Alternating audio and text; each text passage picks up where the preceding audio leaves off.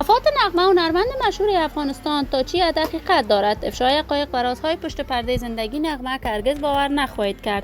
نغمه در کجاست؟ مصروف چی کار و باری است؟ وای چرا دیگر آهنگ نسرود؟ گفتنی های تازه منگل و شفیق مرید درباره وفات نغمه. من در این ویدیو پیرامون حقایق همین ماجرا خواهم پرداخت، پس در ادامه با کانال دنیا اینفو باشید.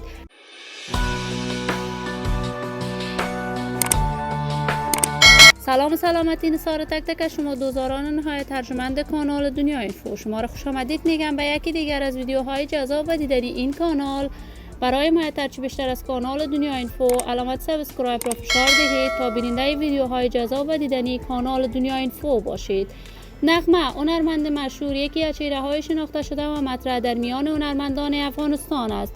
علاقمندان و دوستداران خاص خودش را دارد. این هنرمند بی‌بدیل و تاریخ‌ساز در هنر موسیقی افغانستان عاشقانه هنر موسیقیش را به پیش می‌برد. کارهای هنریش مورد حمایت گسترده افغان‌ها قرار می‌گیرد. وی پشتون میباشد اما بزرگ شده شهر زیبای کابل است. در سن 18 سالگی با منگل ازدواج کرد. ازدواج نغمه با منگل موج حمایت‌ها و در ضمن موج انتقادات را به همراه داشت. این هنرمند با منگل هم آهنگ‌های بیشمار سرود که تاکنون آهنگ‌هایش در دل‌های مردم افغانستان ماندگار بوده است. نغمه با منگل عاشقانه می‌سراید، ولی این دو در سال 2006 از هم جدا شدند. جداییشان در صورتی بود که نغمه از منگل دارای 5 فرزند بود. فرزندان نغمه اکنون در کشور امریکا هستند. نغمه بار دیگر ازدواج کرد ولی از شوهر دومش فرزند ندارد. فرزندان نغمه یکیش همسر شفیق مرید هنرمند بی‌بدیل افغانستان بوده است.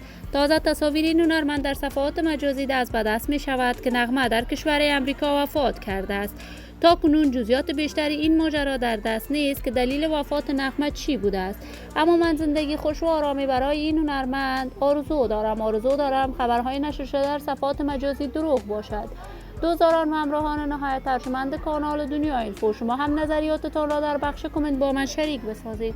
این ویدیو را با علاقه‌مندان و دوستان نغمه به اشتراک بگذارید. اگر دوست دارید توی کانال دنیا اینفو باشید، پس برای حمایت چی بیشتر از این کانال علامت سابسکرایب را فشار دهید تا ویدیوهای دیگر کانال من را از دست ندهید. تا درودی دیگر، بدرود.